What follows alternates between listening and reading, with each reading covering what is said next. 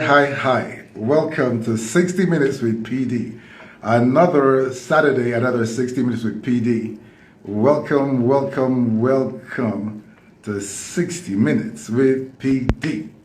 Amazing. How are we doing today? How are we doing today? How are we doing? Welcome to, hi Lois, how are you doing? Welcome to 60 Minutes with PD. Good to see you all. Good to see you all. It's going to be another amazing day of amazing information about love, about relationships, about marriage. If you make this a regular date on a Saturday, I guarantee that your marriage will be amazing. That your marriage will be sweet. Your marriage will just be, just completely, just amazing, because this is valuable information for all of us. Valuable information for all of us. Just valuable information for all of us. So I hope that you're just there. Welcome, Ben, Real Man. How are you? Nafokor, Terry Giftaka. How are you? Vita Vivetta. How are you, Vita Vivetta? I know who you are. How's it going? Vonnie, how are you? Is that William? William, how are you? Good to see you. Sidonia, Fab Jibs, DJ Spice. Amazing. Good to see you all. It's going to be an amazing night. How are you doing? Fantastic. Nice talking to you. Peter, how are you? And amazing. It's welcome to 60 Minutes with PD. It's your fastest moving 60 minutes of the day. The fastest moving 60 minutes of the day. It's every Saturday at 8:30 p.m. I'm right on time. I am, I try to just be, hi, how are you, William? We'll be talking very soon. I try my best to be consistent, because consistency is key. So guys, and it's just an hour. I never do over an hour. It's never enough, but that's fine because I'll be back next week, Saturday. And today I'll be moving very fast. I have a ton of information for us. So if you're taking notes, take notes. But please feel free to come back and watch the recording. What I see is that people are coming back to watch the recording a lot. So I get a lot of people come back to watch the recording. So let's start to do that. So also follow me right here at PIIDI19 on Instagram. Please follow me. It's so important so that you can get the information as quickly as possible. And it's just going to be an amazing time together. So let's do life together with wisdom. Get your friends to follow me. If you love them, so this whole thing is about love. And if you love them, you'll call them and say, what? This guy PD, he's lit. So just call them. Come and let them hear something that's going to just make their life so much better. Hi Zita, how are you? Today's topic is, it's a crime not to know your spouse's love language. And that's true, because if your partner, your spouse, you're supposed to be doing love to them. If you don't know what makes them feel loved, then you're struggling. You've got to know what makes them feel loved. And I'll tell you this, not every nice thing you do makes them feel loved. You just get that. So we're doing nice things. We're doing stuff that we know will make us feel loved to them, but it doesn't have to make them feel loved. So tonight we're just going to keep moving. Now that you're married, where has love gone?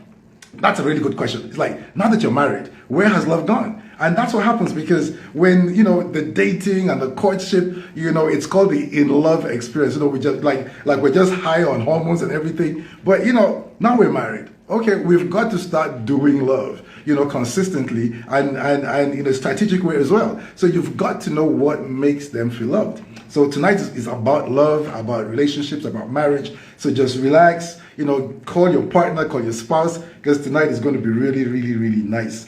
I hope you're being intentionally being nice and kind and gentle and considerate with each other. So I'm talking to all you lovebirds out there. Are you being intentional about being nice and kind and considerate and gentle, and just make it about them? Okay, fantastic. Not every nice thing you do to your partner makes them feel loved.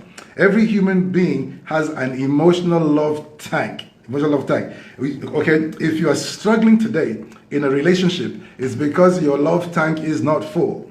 You just get that. Fantastic. So this is 60 Minutes with PD. It's relationships that are worked on that work. It's relationships that are worked on that work. So please follow me here at PIIDI19. Let's do relationships together. I'm here every Saturday. As why, how are you doing? Our topic today is it's a crime not to know your partner or your spouse's love language. Okay? Not everything you do, not every nice thing you do to your partner makes them feel loved. So there are times when you're really trying hard and you're doing really nice things, but then it's like they don't feel your love. They don't feel your love because you're not doing the right things, the things that make them feel loved. I remember once upon a time, a very long time ago, I used to get frustrated. I tell my wife then that you know what? Will I spend my whole life trying to make you feel loved? But guess what? I wasn't doing the things that made her feel loved. I was doing everything else, but I wasn't doing the thing that made her feel loved. So right now, it's so important that you know what makes your spouse or your partners feel loved. If you don't, then you're buying the tickets, they're going for vacations, you're doing gifts, so you're helping them out, but they still don't feel loved, and you're frustrated. But that's only because you don't know what it is. But tonight we're going to figure it all out. Okay? The things that you do to your partner or for your spouse, for them, that makes them feel loved is their love language. That thing that you do to them or for them that makes them feel loved, that's their love language. And it's not everything that makes them feel loved. And we'll see in a few minutes that we can categorize everything into 5 major, compartments. Okay? Always remember that not every single child has a love tank. And even as we've grown, we have love tanks. We have love tanks that need to be filled with emotional love. If you're sitting with your partner or your spouse right now, I want you to ask them, am I filling your love tank? It's like, darling, do I fill your love tank? If they're not there, send them a text. Like, darling, do I fill your love tank? And let's hear what they say. You can talk to me. Let's have a practical demonstration right here. So right now, just look at your darling, look at your boo, smile, and say, do I fill your love tank? And hear what they say. You might hear some things, So amazing, amazing, amazing. It's only when you do their love language to them that they feel loved. Okay? So this is 60 Minutes with PD. Follow me right here on Instagram. Now, they have definitely been telling. Now, what I see is this. Most times, your partner's been telling you what they want. But because it's not important to you, you're not listening. You're not hearing it. When I counsel people, I find out that the partner has been saying, I like this, I like this. It could be something that you don't see it as love, so you just dismiss it. But guess what? You've got to listen to them. There's a couple I counseled, and it was a little small thing. He just wanted her to just come sit while he was mowing the lawn. And she just thought, that was no big deal. Till he blew up over it. I was like, wow, that's a big deal. Yes, that's his love language. So you've got to start to listen to what your partner says. And don't just impose what's love to you on them, because it might not mean love to them at all. And then, there's going to be a problem. Fantastic. People speak different love languages. People have a primary love language, a secondary love language, and then there are dialects of love languages. So we'll look into everything tonight, okay? People even have that, yes. You have to learn the primary love language of your spouse or your partner. Like right now, I'll ask you a question. Do you really know your spouse's love language? And if you don't, you should. Do you know your partner's love language, their primary love language? If you don't, you actually should, okay? And later we're going to see how we're going to find out these things. Amazing, amazing. There are 5 love languages and numerous dialects. We're going to look into them tonight. So please follow me right here. This is 60 Minutes with PD. Follow me on PIDI19 on Instagram, and send me a testimonial if we've helped you. Couples rarely have the same love language. Couples really do. If you do, things work out nicely. What I coach people to do is, you've got to know your love language. If you work your love language into your profile, your dating profile, then when you're choosing your partner, choosing the person that you're going to settle with, you can actually go out your way and choose a person who you know will feed into your love language, because that's part of what you were looking at when you chose them. So like you can stack up the odds in your favor in your marriage. So that's what dating is about. Dating is about choosing. You just don't marry the first person that you meet. You choose, and then you court, you make it a relationship, and then you get married. But then if you know your love language, you can get a person who's already inclined to speak it, and life gets better. That's a good point right there. Yeah, she'll just tell me thank you, thank you, thank you, thank you, thank you, thank you. Okay, discovering and doing your partner's love language is the key to a long-lasting love relationship. Discovering and doing it. You just can't just discover it and just, discovering it and doing it intentionally, consistently is just the key to a lasting love relationship with your spouse, with your partner, with whoever it is. You cannot change a person's love language. I've seen that before. It's like, I like plantain, you like ice cream. I don't like ice cream, you like plantain. But because I like plantain, it's like, I give you plantain all the time. It's your birthday meal, it's everything. And I'm upset you don't like it. You can't change a person's love language. They as they were growing, they developed it, and you're not going to be the one to change it tonight. So you've got to learn what it is and then speak it to them. And the key in love about languages, any kind of language that exists at all in love, it's always your prerogative to learn the other person's language. Just get that. Don't force your language on them, but learn their language, and then you'll just get on. You'll get better. Things just work. Okay, so you can't say, I just don't understand how you can say I don't love you after all I'm doing for you. I hear that a lot. Where I have a guy who comes and he says, I buy her a ticket every summer, I change her car every year, and she says I don't love her. What else do I do? I provide. And men say that a lot. I provide, I pay the bills. But you're at work all day. Her love language is quality time. She doesn't care about your provision. She just needs you to sit your butt down beside her and watch a movie. Talk to her, look her in the face. She wants your focused attention. That's what she wants.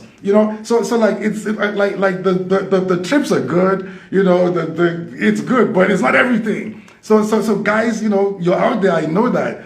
So I'm talking to you right now. That they want your time, they want your care, they want you to help them. Help them. You're paying the bills fine, but still help them do what they do. And guys, we can do this. We can really do this. Okay. Now you can also, I must admit that many men will just understand. I hope that you just understand, because there are times when, as men, we get frustrated, because I've been there before. It's like, I'm trying my best, but I keep hearing that I don't love you. And I've done everything I know, and it's really frustrating. And it's like, do I need to spend the rest of my life trying to prove that I love you? That statement, I hear it a lot. And if you're a guy, I know that you're like you're feeling me now. Like, we've asked ourselves this question, like, what else do I need to do? But to be quite frank, it's one or two things that we need to do that will make them feel loved. Okay, so tonight we're just getting to know the information, and it's true. You need, your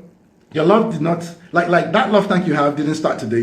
Everybody has a love tank. We have a space in us that needs to be filled with emotional love, and we're looking for it. You're on 60 Minutes with PD.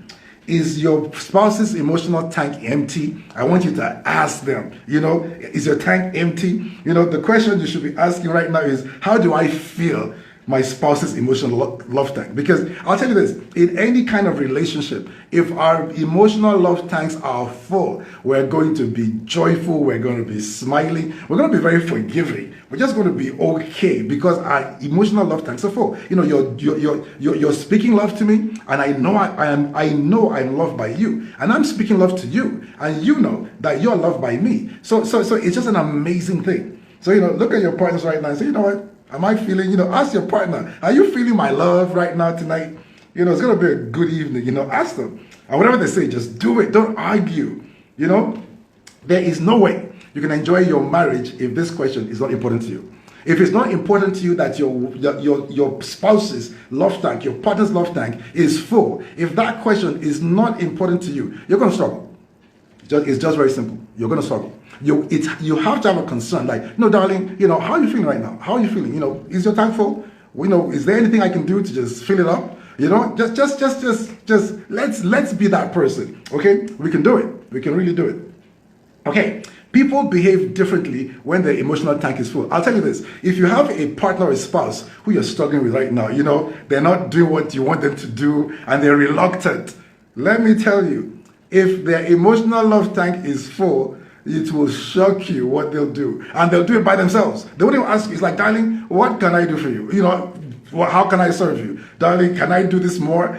Because their tank is full. Seriously. Like too many times we let our spouse dry up emotionally and then we make demands on them and they can't deliver. It's like you have a car, it's like you have a Ferrari, okay? And there's no fuel in your Ferrari. No matter how hard you slam the gas, you're not going to move. You're just not going to move.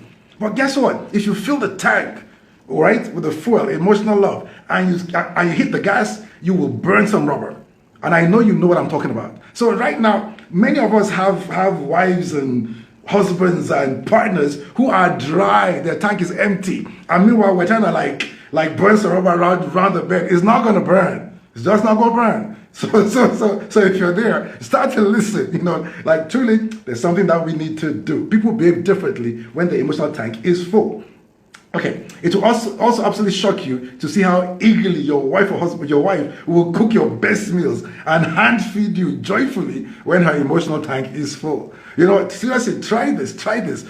Do to her what she wants you to do. Don't think about yourself, think about her. Do it sacrificially, do it intentionally, and see the kind of wife you're going to get. Your dream wife or your dream husband is sitting right next to you right now. The person you have right now is your best one. And if you do the right thing, you'll find out tonight. Okay?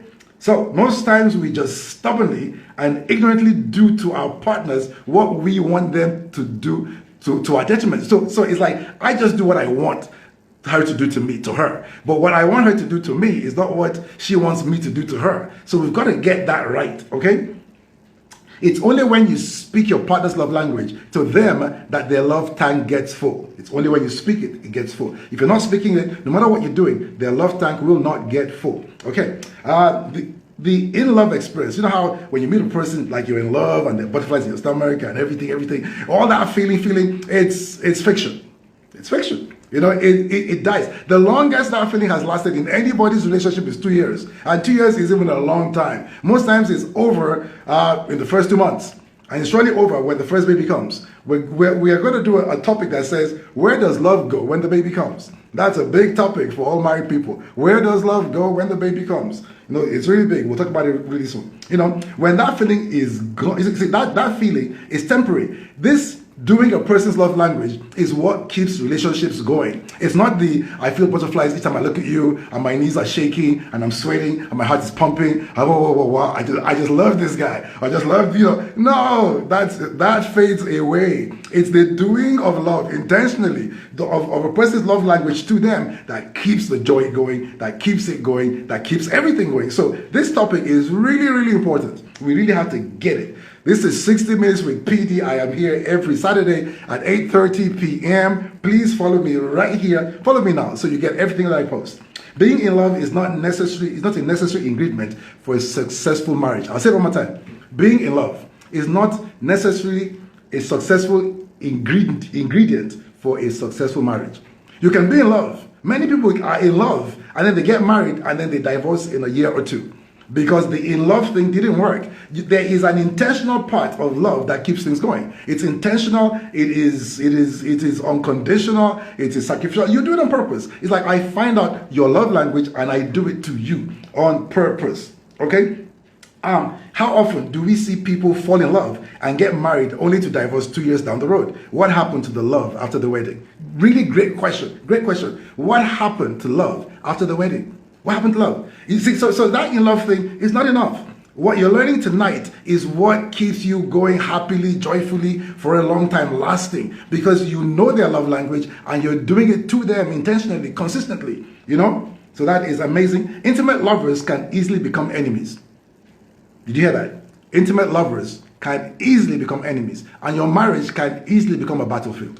I've seen this too many times. Intimate lovers in a season become enemies tomorrow. Marriage today, and then it's a war. It's just a battlefield, and that's not the plan. If you know your love languages and you speak them on purpose, that would never happen. Intimate lovers get more intimate, and marriage becomes enjoyable. You just hear me, and that's the plan. Like my heart's desire for every single person right now is that when you get married, it's enjoyable and it's possible. Okay, if you just learn all this stuff, come back here and listen to the things I'm saying. I know I'm moving very fast, but come back to it. When you find out in the intimacy of marriage see, when you get intimate, they find out how untidy you are. Now, if you're married, let me tell you this: like you marry this gorgeous guy, cool guy. Guess what? You go to the bathroom at night and you fall in the toilet. Why? He left the toilet lid open. Okay, it happens a lot. And you try, he keeps doing it. That's what we do. Or he's dropping his clothes on the floor. And you're wondering, I didn't know. You see, love flies away fast with intimacy. It's interesting. Intimacy kills love. That this in love thing that we feel, it's killed by intimacy. The same intimacy that you find in the marriage kills this. I'm in love. I have butterflies. Oh, I can't breathe. It kills it. By the time his socks is smelling, her morning breath knocks you out completely. And it's like, can I do this? Can I do this? So it's interesting to just know that knowing their love language and doing it on purpose is true. And shoes don't walk into the closet by themselves. Somebody has to pick the shoes up and put them away. And intimacy kills love. Let me tell you now, if you didn't know that, get married. Okay? Anyway, where was I? The in love experience, like I'm in love. It's temporary, it's a temporary high. You cannot base your married life on this, like I just love this guy. No. When you when you get intimate and you really do life together, it goes. So, an enjoyable marriage is achieved by intentionally speaking your partner's love language to them. Our basic emotional need is to be intentionally loved by another person. Every single person. Our basic intentional need is that somebody loves us. So if you're out there, and you haven't found love, I just wish you the best, and I just speak it over you that love is coming. Love is right. It's closer to you than you know. Just open your eyes. I know that the person is there. Love can only start. Real love, only starts when the in-love feeling is over. As long as you're in that, I'm in love, my heart is beating. Real love has not yet started, because that thing is temporary. It's when that's over, then you say, okay, what makes them feel loved? What makes me feel loved? Let's decide that I will always do that thing that makes you feel loved to you. That's your love language, and you do it to me. You're on 60 Minutes with PD. Just follow me right here, and I'm here at PIIDI 19. It's an amazing time. Call your friends, follow me. There are 5 primary love languages.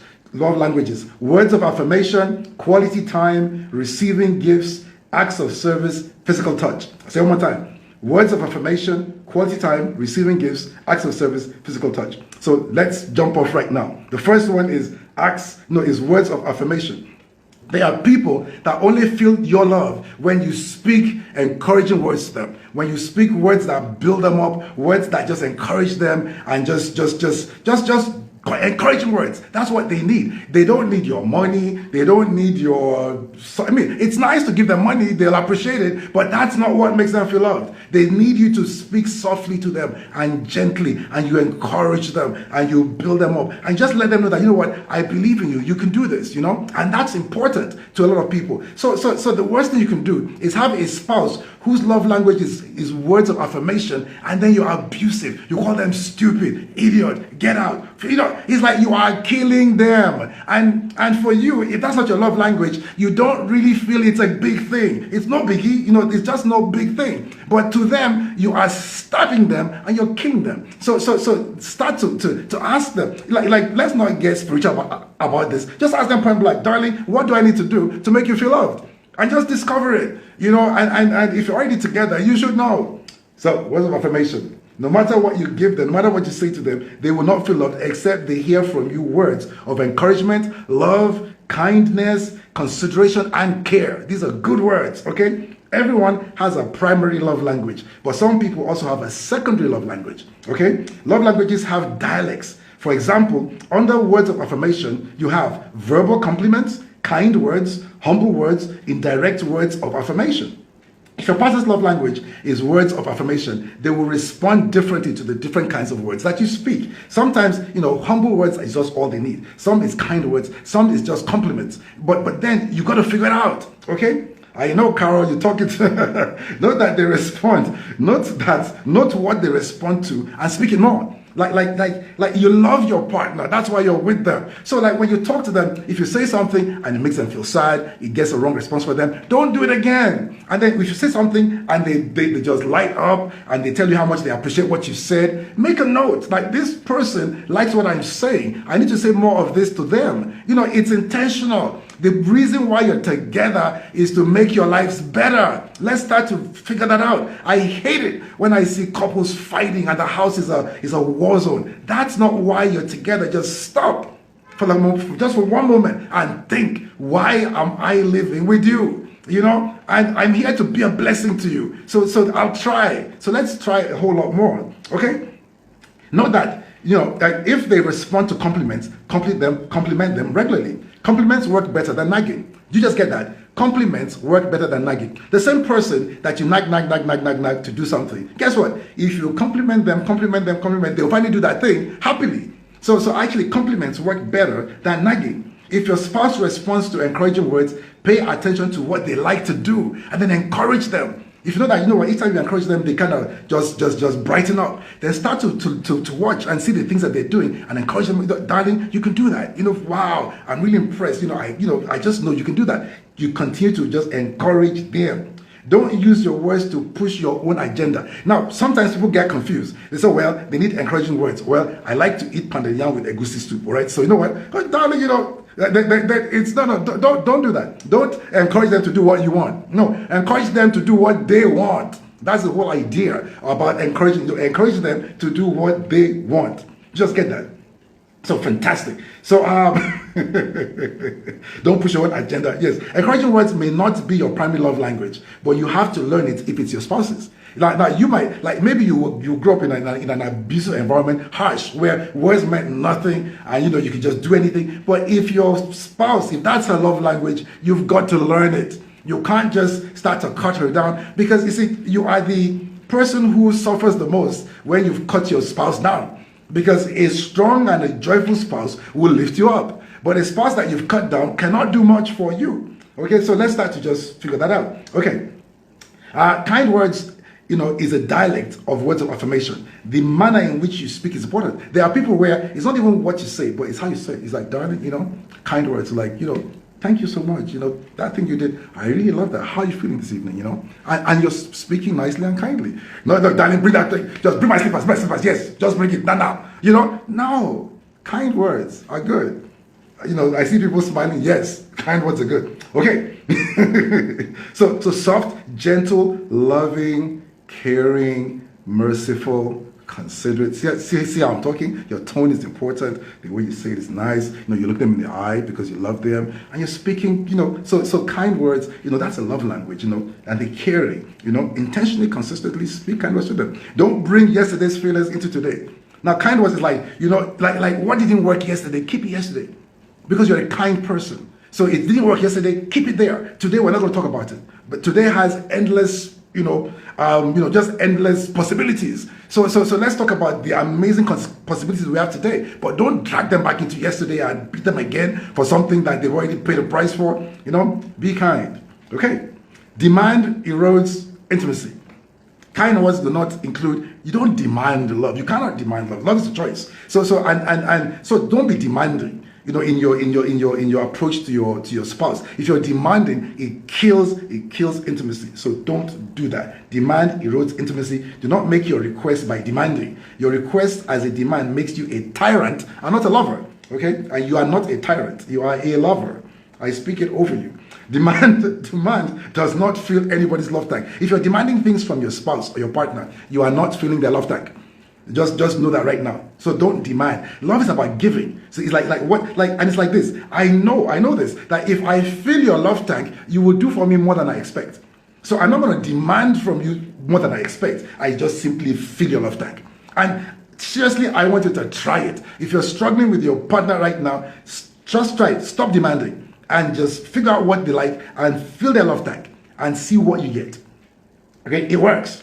There are also indirect words of affirmation. Some people, it blows their mind when you go tell your in-laws how great they are. It's like, you know, my wife is just an amazing woman. And you're telling her brother, her sister, you're telling her father how, or her friend or somebody in the office. It's an indirect word of affirmation. It's like, I see her colleague at work. I say, my wife is just amazing. I don't know how she does it, but she's just amazing. Or you tell people like, my husband is just, some people like indirect words of affirmation.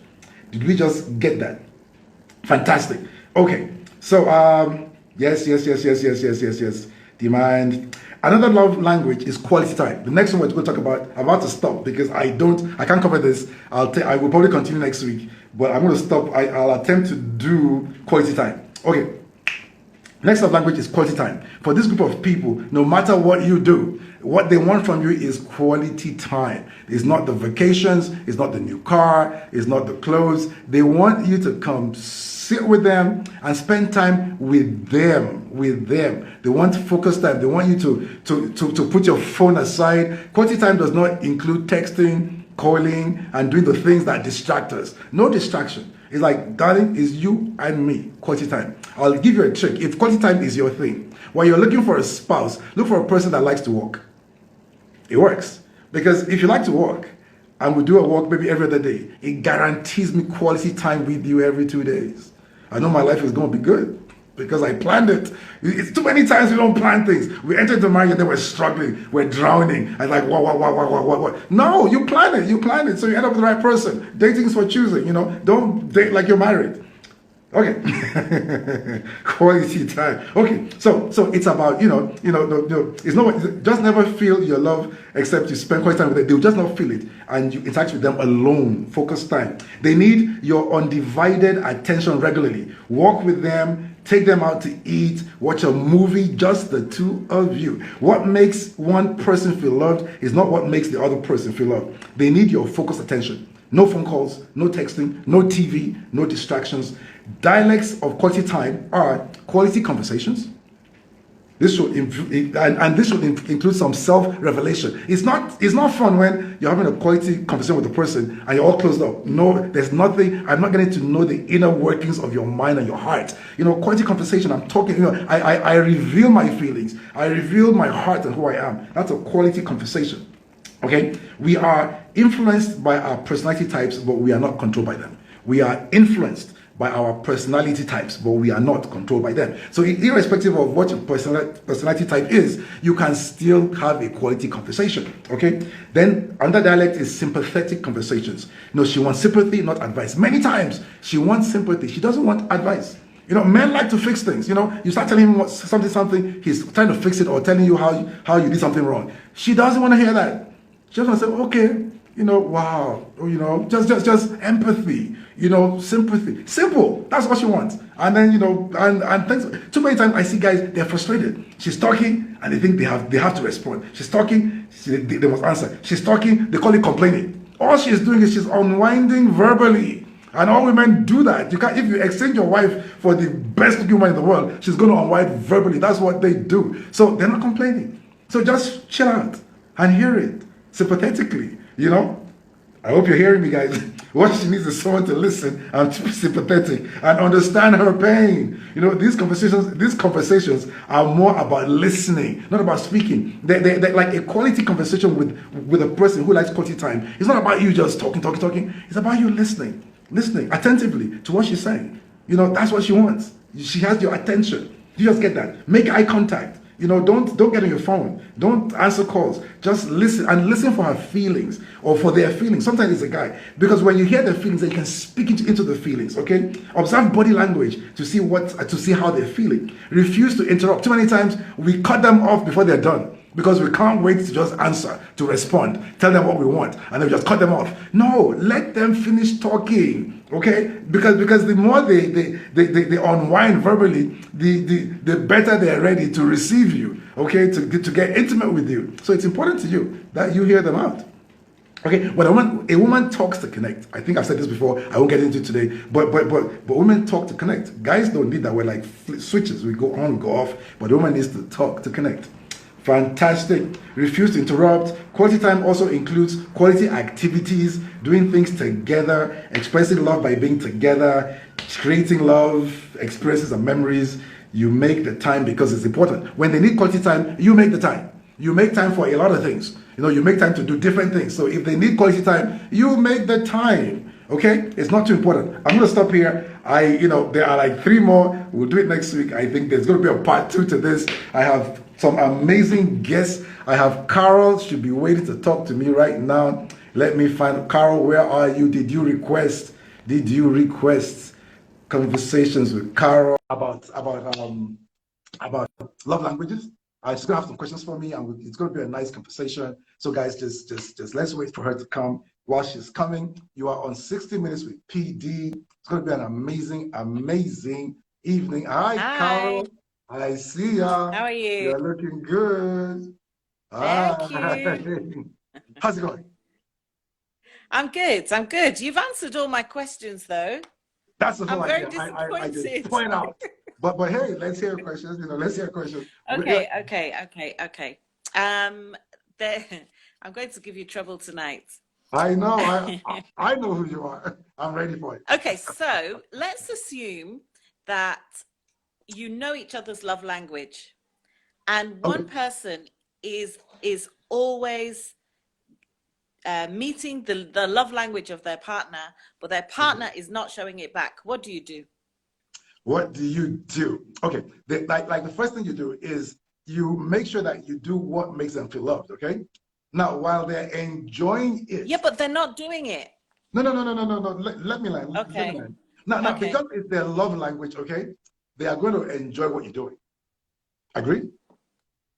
So Yes. they're in a place they're in a happy place. They're in a place where they enjoy what they're doing. And that's the time to say, darling, and never say it as a complaint, never say it as a condition. It's like, darling, I know you're enjoying this, whatever it is I'm doing to you right now. You're really enjoying it. If you would do XYZ for me, I feel the way you're feeling.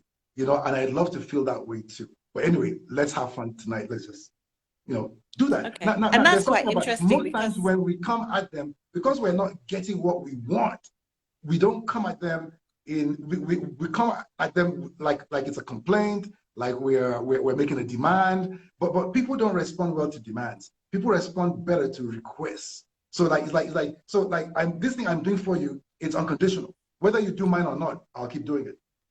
But guess what? If you do mine, I really like it. Now, if it comes that way, most likely they'll do it. But if not, then bring them to me. Ask for a counseling.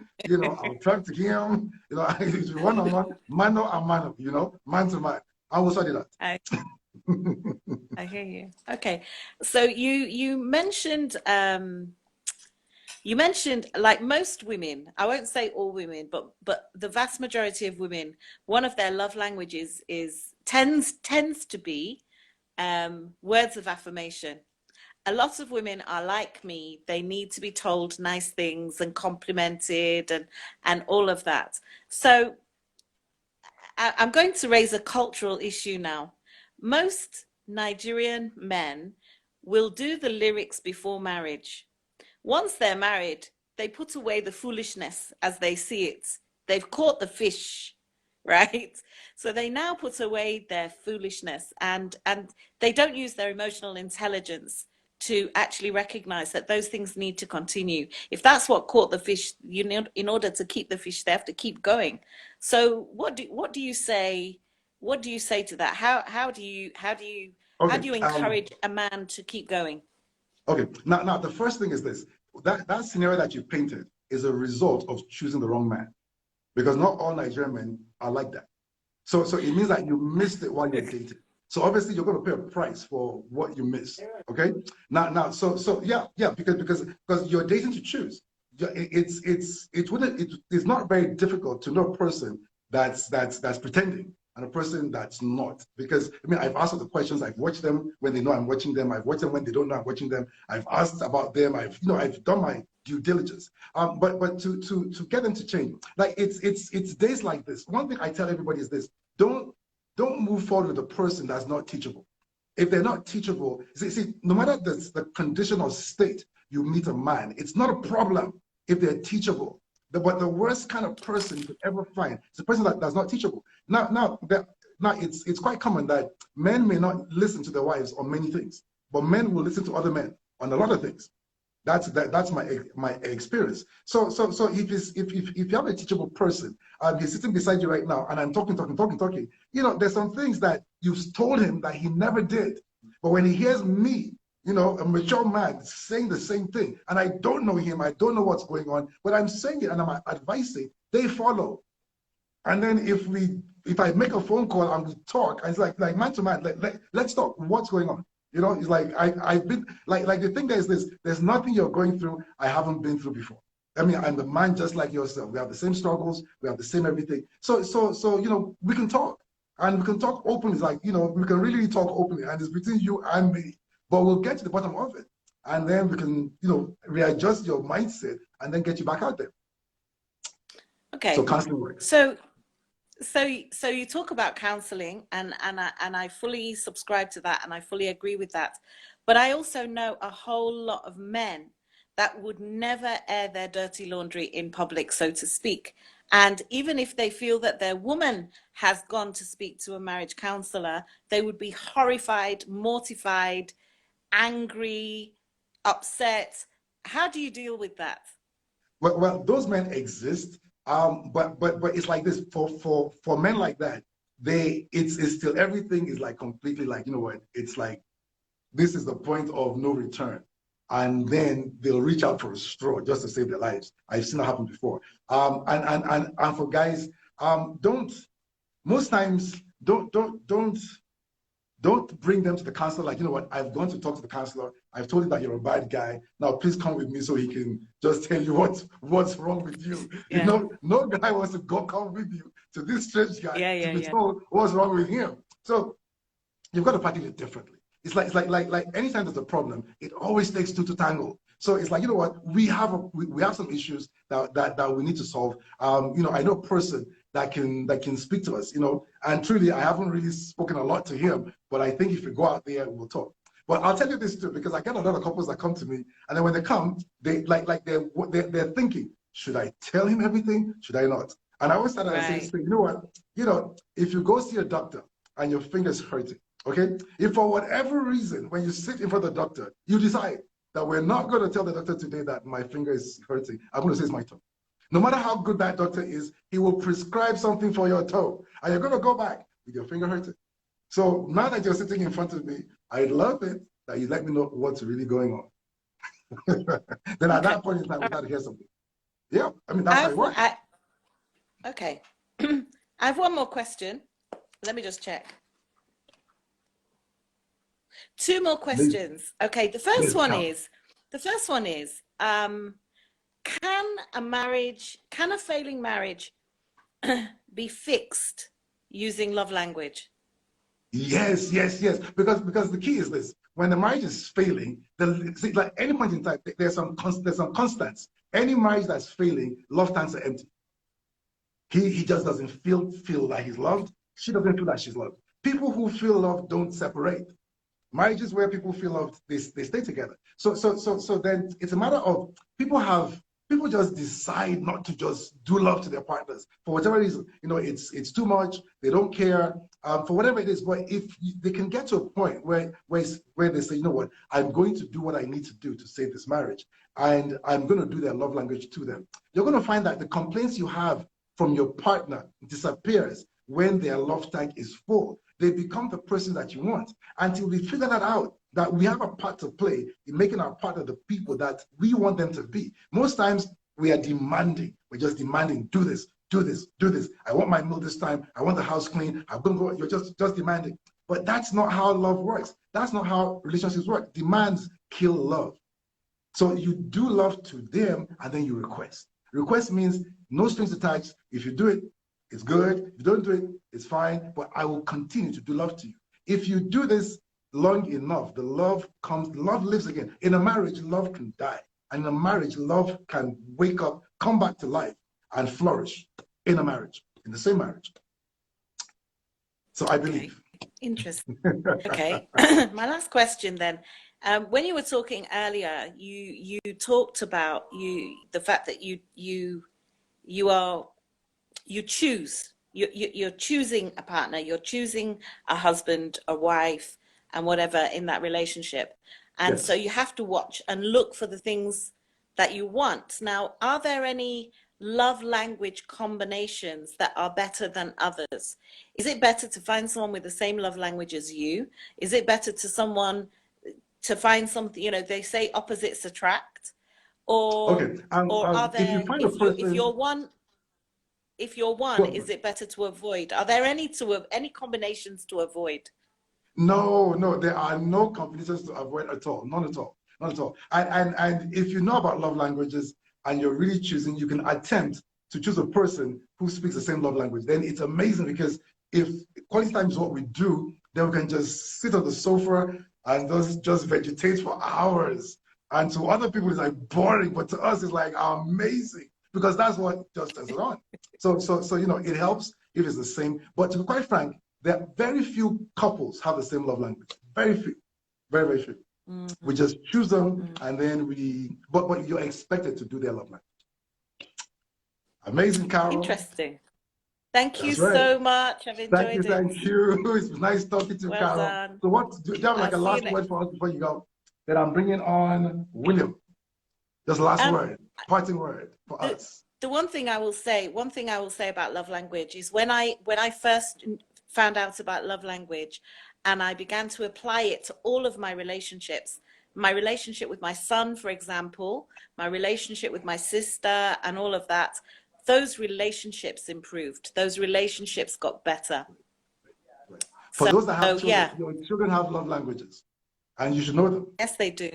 That's Yes, right. they do. Thank you very Absolutely. much, Carol. Thank you. All right. Talk Thanks, to you PD. soon. God bless. Thank you. God bless. Fantastic, fantastic, fantastic. I have William. William, where are you, William? William is coming on board right now. So I hope that we're hearing so much about love languages. It's so important that we know what our partner's love languages is. Hi, William. How's it going? Hi, Petey. How's it going? I like the smile. I like the dress. Wow. Thank you. Just like that. You know? How's it going? Not too bad. Enjoying the session. Thanks. Fantastic. We're talking about love language. Like, it's like crime. Talk to me about love language. Right. So my first question, and it's interesting how Carol finished hers. So when you come into a relationship, do you declare your love language like you're arriving at the airport, or do you wait for the issue to arise and then you figure it out? I wouldn't declare my love language on a first date. I can hear an echo coming from the other. Are there two laptops? No, just okay. no, just the phone. Yeah. Okay. Now, if you don't want to get manipulated, you don't want to spit out your love language on the first date. You get Right. that? But if we get into it and there's a relationship going on, we're married or getting married, then it's okay to ask, like, you know what, let's be sure, what's your love language? Do you get it? So yes, Got it. yes. But if I was a woman, I wouldn't just give up my love language on the first date. Because then, you know what you have out there. Correct. Right. So then, how difficult is it to then navigate a relationship with different love languages? It's not difficult, really, because it's very easy. If you have a partner that keeps demanding something, not demanding, but requesting something from you consistently, then that's most likely their love language. Okay? Or if something that you do that hurts them more than you expect, then it's their love language. There's an echo. Right. Unfortunately, I'm just okay. It's not soundproof room, but I don't know. It's like there are two devices, or maybe your volume is high or something. Yes, my volume's a little high, so I can lower it. Is this better? Yes, I think so. Right. Okay. Okay, talk to me. Right. Okay. So then, when you then look at your partner and the love language, is it? I guess similar to Carol's question. Is it? Do you need to then align it where you're similar, or is it a case of opposites attract, and then you're both deliberate about doing what is not really yours but is theirs, and then you hope in return that they do yours and not theirs. Yeah, you never try to take on their love language as yours. Never do that. Never do that. Right. What you do is you find out what it is, then you speak theirs to them, and they speak yours to you. So because you love them and love is about the other person, and they know the same thing too. So you take your time out to learn what it is and do it to them. So never try to make it the same, because you really can't change your love language like that. I mean, you've grown up into it, and that's who you are. Correct. And that's what makes you feel love. So don't try, just be yourself, and both of you like keen to yourself. Right, right. And then would you say that there's any particular, I guess again, it's a similar question to Carol, would you say there's any particular one or love language that carries a bit more weight as when you're dealing with your partner, when you're dealing with your friends and family and in society? Is there any one that carries just a bit more weight than the other? No, they're all the same. They're all the same. Like the key about the love language is that it makes you feel love. And as long as it makes you feel love, it's as powerful as anything else. So people can't, because if you want, some people say, well, my love language is more important, so cater to me while, more than I need to cater to you. But you don't do that. Right. My last question. I remember a while ago when Will Smith and Jada were discussing their marital issues, right?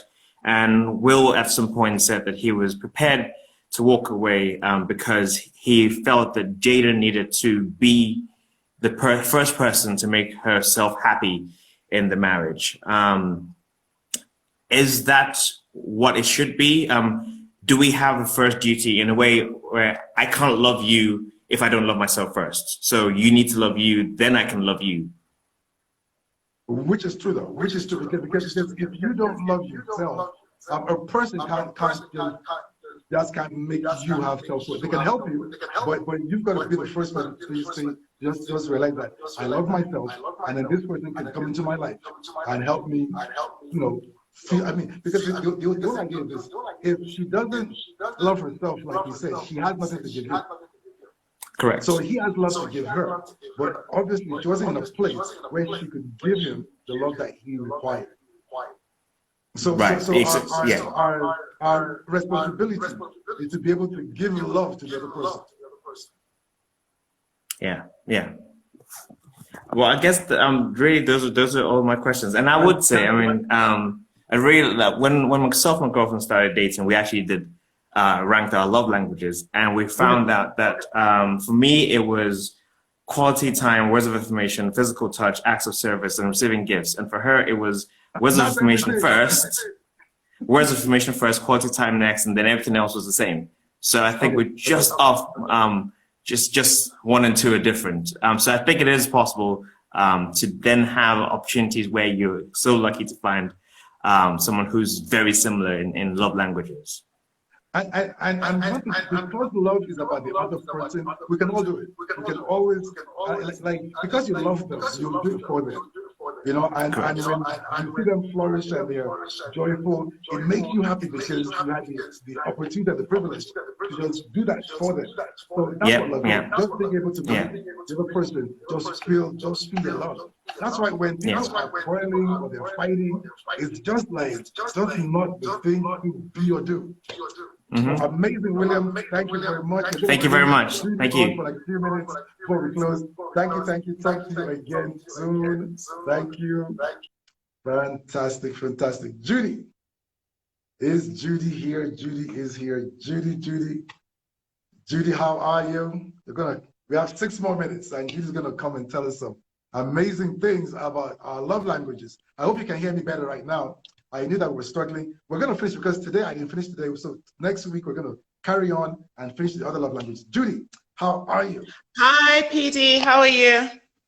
You are looking beautiful. Your hair looks nice. Okay. Yeah, thank you. And it's good. There was something about okay, yeah, I think the echoing has finished. So how's it going? No, it's been really interesting so far. There are quite a lot of things that you spoke about today. One of the things that I heard you mention when you were talking about someone who's love language is word of affirmation, is about the opposite of that. So I was just wondering, when people have their love languages, so for example, my love language was words of affirmation. If someone is doing the opposite of that thing to me, would it be worse than if you're doing it to somebody else? So say somebody, your partner's love language is quality time, you're angry with them, so you choose to stay away from them. Would that be more painful, I guess, to someone, like if you're doing the opposite of their love language? I'll tell you something quickly, very quickly tonight. Do you realize that there are many times where you have four children in a family, and in that family, maybe the father was abusive, just very abusive with his words, would just tear them up, okay? And of those four children, 3 of them were able to not really derail, but there's one child that completely derailed, just completely derailed, completely. I mean, just completely derailed. Now, what we found out is that child, their love language was words of affirmation. And because that was the area that the parent was coming and cracking down on her or him, they just broke. But for the other 3 kids, that was not their love language. So even though they were cursed and abused, it did nothing to them. It just did not, you know. So that's one thing. It's true. If your love language is words of affirmation, and you end up with a guy who's just abusive with his words, you know, you're gonna cry a lot. You're gonna cry a lot, and he's gonna look at you like, why are you crying? Because it's not his love language. And if you're not listening to a recording like this tonight, to realize that, you know, people have love languages, and the fact that you grew up in a place where they cursed you and they did everything and it had no effect on you, it doesn't give you the right to marry this gentle person and then you kill them because you just, you know, for anybody that's listening, don't abuse. Like, you look at a person that you say you love and say you're stupid or foolish or idiot. How does a person do that? I don't get it. I don't get it. If you're upset, walk out the room, you know, burn some rubber, go somewhere. But you don't call your partner names. Yeah, that was a rant. I think it's very important in relationships to I guess maybe have that kind of pact with your partner where, like, no matter what you're doing, talk about the situation, like, okay, this upset me, or I don't like it when you do this, but then don't insult their person or insult their being or call them names and things like that. So I think that's quite important. That's right. It is. It really is. It really is. Fantastic, Judy. We have 3 more minutes. Okay. Okay. You mentioned that that kind of love, or that feeling of being in love, is something that never really lasts a long time, and that demands and intimacy are the 2 killers of romance, I guess. So what can you do to keep that romance alive? Because there are some couples that you see that may not be as butterfly, it may not be complete butterflies, but they still are able to maintain at least a certain level of that kind of like romantic love within their relationships. And so what are some of the tips that you think? Those guys have figured out their love languages, because that's the only thing that works. You see, while you're in that we're in love phase, still have the sanity of mind to just, you know, find out what is it that when I do it to them, they feel loved. And if you continue to do things that make your partner or spouse feel loved, they'll keep feeling loved. And if they do that to you, you keep feeling loved. And that's in love feeling. She's loved, you're loved, and things are good. But there's an intentionality to it. There's a compromise to where, you know what, I know what you want and I'm going to do it for you. See, like that's being considerate in a marriage is just the key. Like, you know what, it's not about what I want, it's about what you want. And the key is this: if he or she gets enough of what they want, they will give you what you want. It's when you just stand still and then you're demanding, do this for me, do this for me, and then you're nagging. It doesn't happen. It's a struggle. Amazing. You just get that. Yes. Fantastic. Okay. I have some questions here. Okay, so there's a few questions here. I guess I'll tell you both of them quickly. Someone is asking, is it okay to check your partner's phone? And then somebody else is saying, why do many Nigerian men feel that every woman's love language is money and gifts? It's like with the money and gifts thing, it's just ignorance. It's just ignorance. And I don't know. Yeah, it's true, because I see a lot of men is like, you know, I've provided for the house and I worked so hard to provide, and you know, I bought you a car, you know. So what else do you want? Why are you complaining? But guys, you're out there, you're listening, you know, it's more than that. You know, some women, it's gifts. When they get gifts, your gift is a physical you know, representation of your love, and that's fine. But not all women have gift as their love language. Okay. And the first question you asked was, what was that first question again? Someone was asking about checking your partner's phone. Is that okay? Yes. To be quite frank, if you're married, your phones, you should, if your phones are locked, then you should have the code. There should be nothing in your phone that your spouse cannot see. Because the whole idea about marriage and intimacy is that you're one. And if